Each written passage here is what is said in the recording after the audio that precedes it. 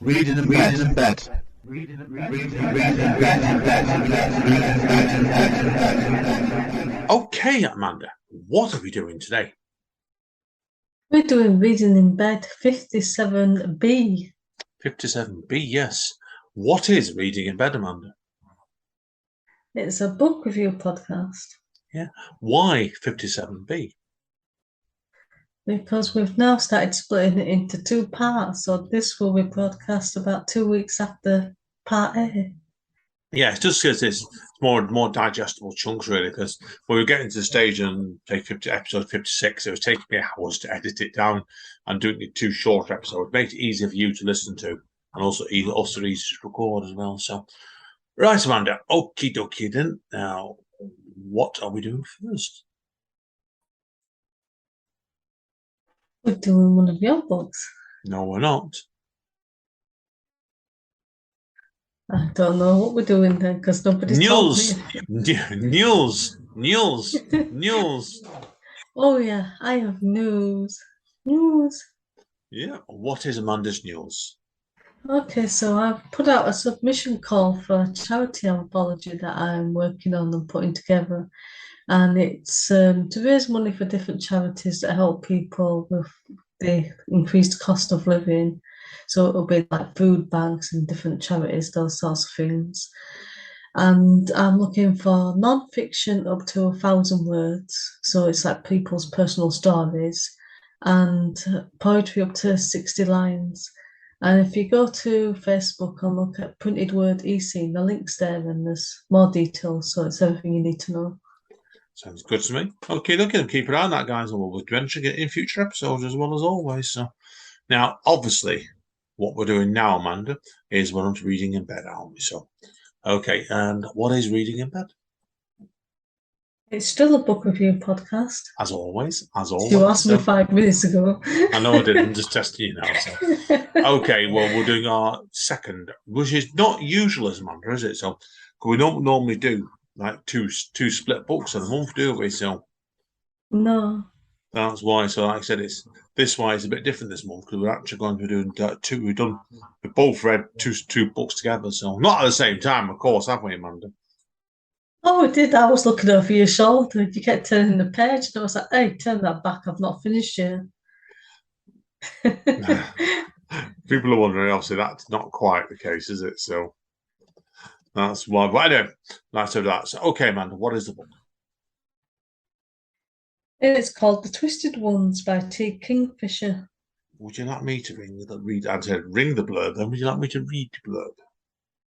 Yeah. Okay. When a young woman clears out her deceased grandmother's home in rural North Carolina, she finds long-hidden secrets about a strange colony of beings in the wood. When Moses' dad asks her to clean out her dead grandmother's house, she says yes. After all, how bad can it be? Answer, pretty bad. Grandma was a hoarder, and her house is stuffed with useless rubbish. That'd be horrific enough, but there's more.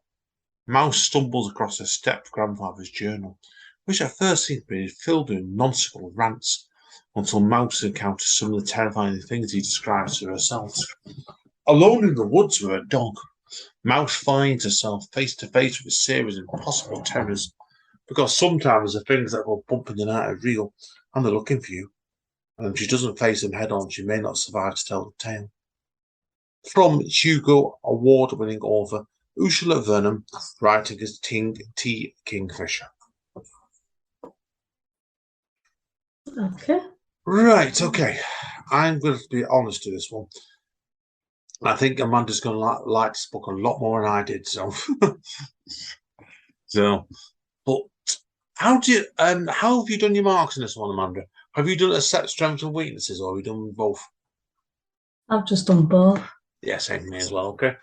I thought, if I'm honest, just cutting straight away, I thought the book got off to a great start because it had the introduction of Mouse, and I did think Mouse's voice is really pitch perfect for the setup of the book. Yeah. Did you think it was horror? I think it's a slow build up. Some books like dive into it, and from the moment like you start, someone's head gets chopped off and blood spurts everywhere. And this was the opposite of that. It's just like a slow build up in the small things, and it gradually builds up and up and up until then you get to like the big reveal of the monster or whatever it happens to be. Yeah, no, I agree. I agree. It was a slow burner, and if I'm honest, that's why I had problems with the book, to be honest. But I want Amanda to go through first of all, telling us a bit more about that. Though. What was good about this book? Was there what really stood out to you, Amanda? I like the setting. It felt like very rural and yeah, there was something that wasn't making the phone work, and that was like it could be like the setting or the like whatever bad thing is in the house. I like that because usually that's if something happens in today's technology, you can just like call for help. So you always need to deal with that. Otherwise, it's an easy way out. No, that's fine. That's fine. That's fair play to you. Now, it was a mood book. It's a very H.P. Lovecraftish, H.P. Lovecraftish. I felt he was a real master at this sort of thing, and it didn't really work for me, to be honest with you, because I felt it was possibly a bit too slow to get going. But I know you liked it that pace, didn't you? So, contrast to me. Yeah, because it just it's your imagination runs wild a bit. And like there was like the moose head that kept coming all the time to the door. I don't think I can mention that without ruining too much, and that's a bit spooky. But for a while, it doesn't actually do anything, and you're just thinking, well, what's it going to do? It's like, what's it doing there? Yeah, no, that's fine. That's fair play. That's fair play in that one. So, how did you like the character Bongo? Oh, I love the dog. I was really reading it, thinking, I hope nothing happens to the dog.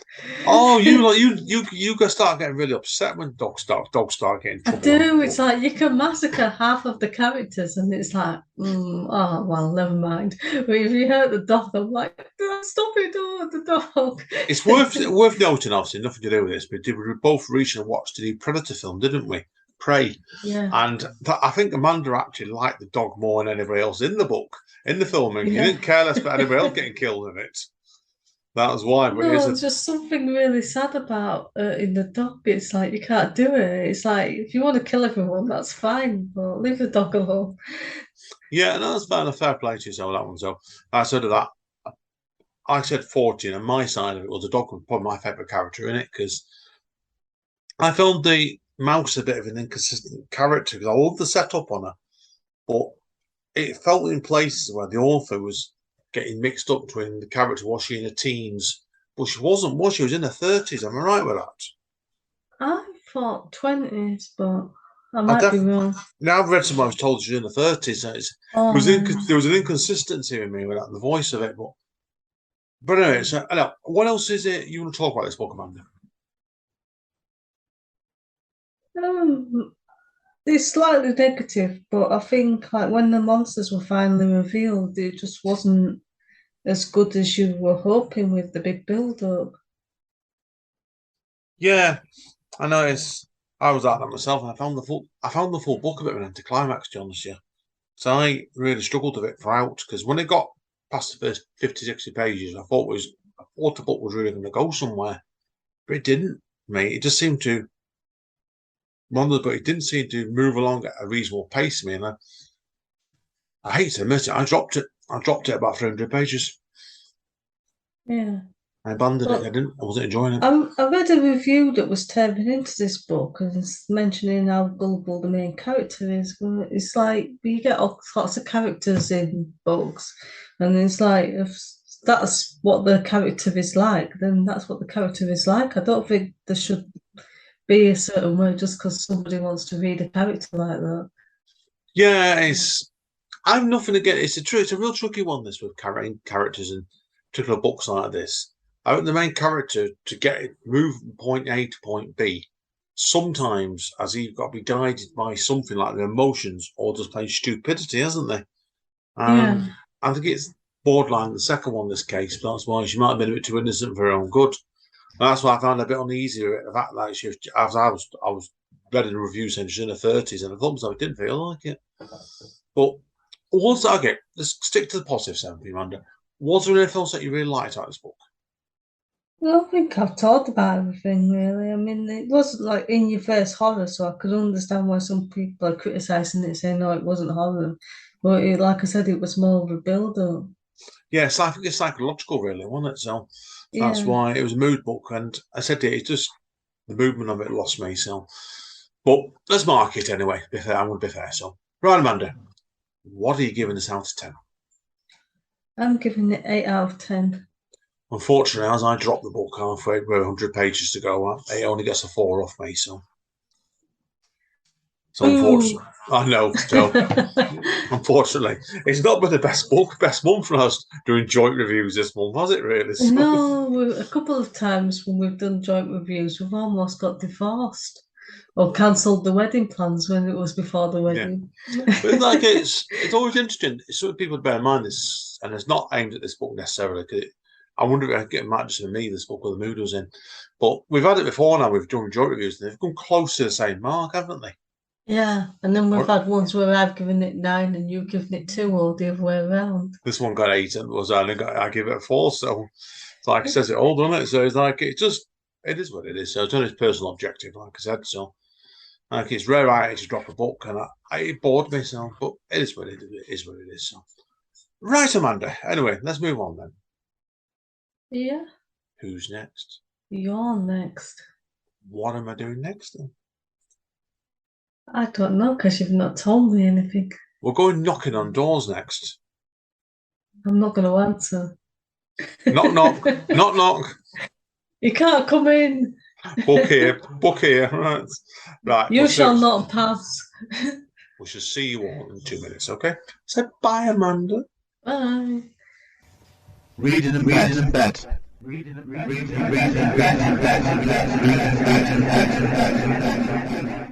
Welcome back to episode 57B of Reading in Bed.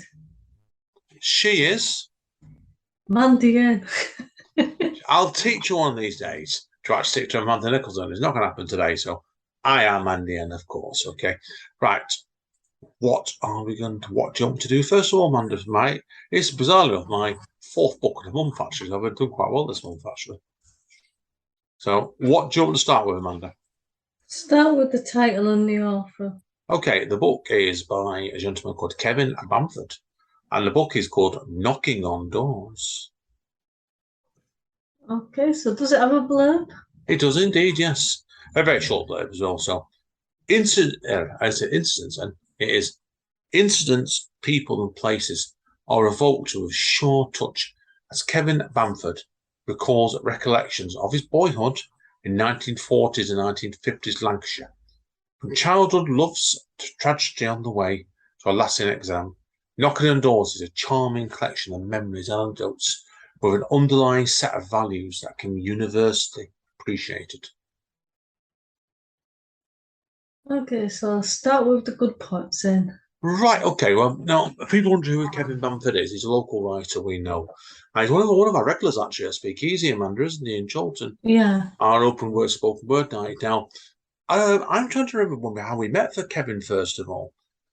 It was pre-lockdown, wasn't it?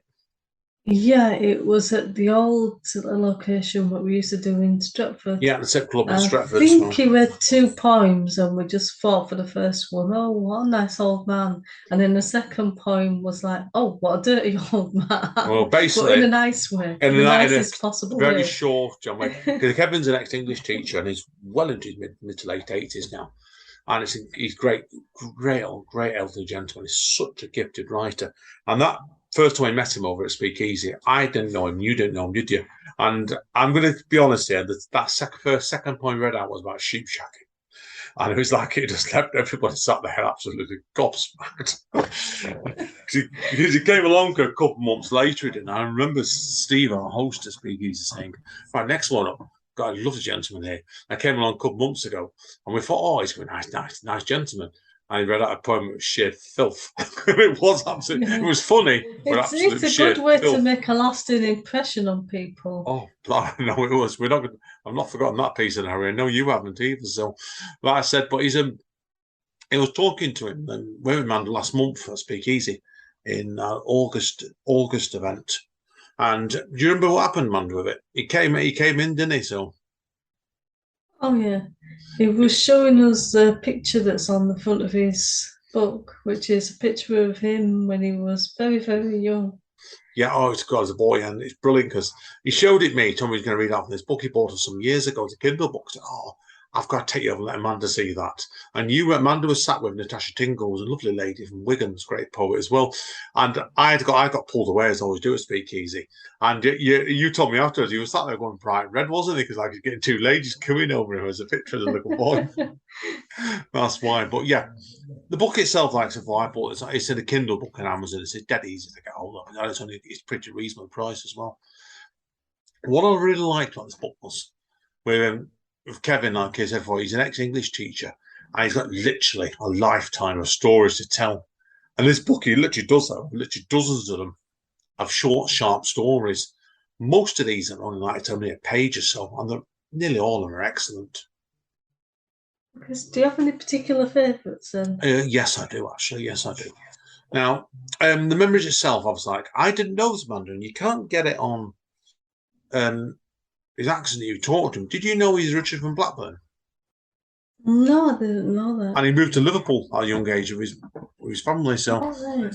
That's why. But you can't hear his accent. He's got a real Mancunian accent. No. But anyway, so yeah, there was a lot of them.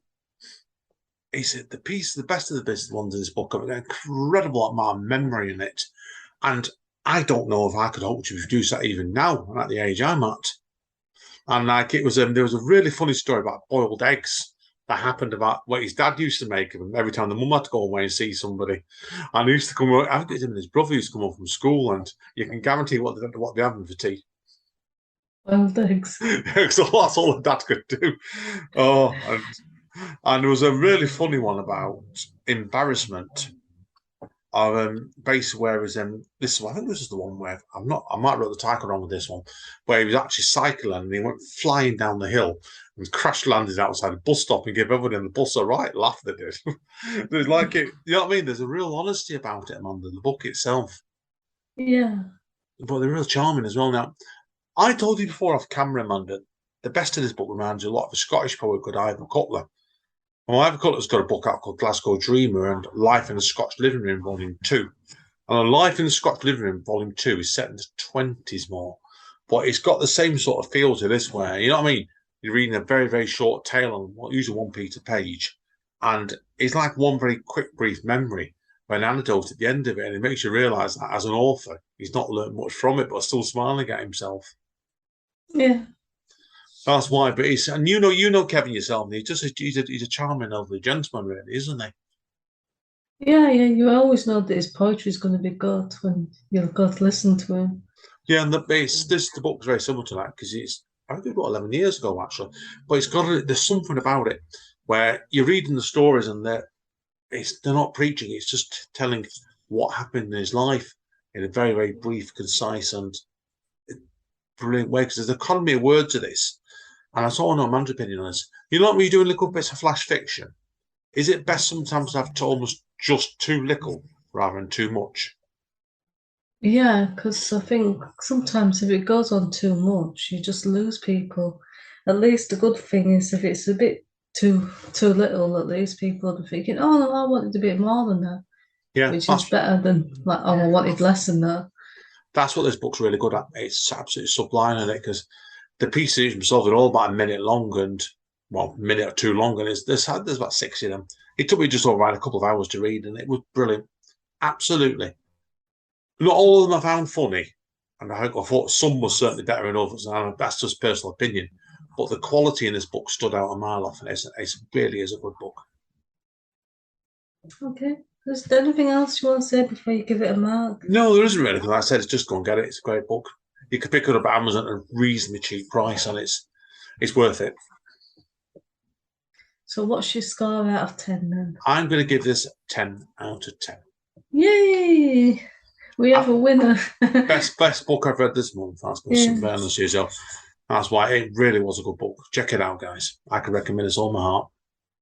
And if you ever get a chance to meet Kevin, you'll see what a lovely gentleman he is as well. Okay. Okay, that's me done. And that's me done. Now, I've not got the Kindle with me at the minute, so I can't tell you what. Oh, yes, I have. But I know the joint book we're doing next month, Amanda, is a poetry book, isn't it? Yeah. I could tell while I'm booting my Kindle up, tell you what it is. You've read another book, Amanda, haven't you? I think you're going to read next month, haven't you, so? Yeah, I've forgotten the author off the top of my head, but the book is called The Husband Trap. Oh dear, here we go again. Here we go again. Here we go again. Right, I'm currently reading a book by a country rocker called Steve Earle, actually, at the moment, called Doghouse Blues. I don't know whether I'm doing that one next month or not. And I have read, certainly, that are either going out next month or the month after, the new book by Amy Liptrot, if you remember her, Amanda. I don't know. If I knew what other books she'd done, I might remember her. Well, she wrote a book out called The Outrun. That was one about alcoholism and the woman that came from the Orkneys. No. That's why that got a really good review of me a couple of months ago. That did so, and I've just wrapped up fairly recently her new book, which is called, just so people know, The Instant, which it's what happened next after the Outrun, basically. So I said before, I've got next one I'm going to read is Steve Earle's new book, and we've got a poetry book lined up for October, definitely. And I'm just trying. The Kindle's just froze on me now, which is typical, really, in Amanda, isn't it? Yeah. So. What books you got planned, Amanda, at the moment reading, and what are you going to read next time? Probably go on to the poetry book next and then dig into one of my hundreds of books that are either in a bookcase or stored on the Kindle. Yeah, anyone knows Amanda, they know exactly what she's like with that, so that's for sure of it. Right, unfortunately, my Kindle's frozen on me, but I can't actually get into the Kindle. Oh, no, it's not having it at all. Right, unfortunately, guys and girls, you have to wait till next month to discover what the poetry book was, but it looks a pretty good book, actually, so we're looking forward to go for it next month with you, what, Amanda? In 2 parts of Reading in Bed again. So, yeah. So, see what happens. So, right, guys and girls, Andy N. Bye. She's not even said who she is now for the last time, has she? No. If you don't know me by now, you will never know me. If you don't know me by now. Reading in bed. Reading in bed.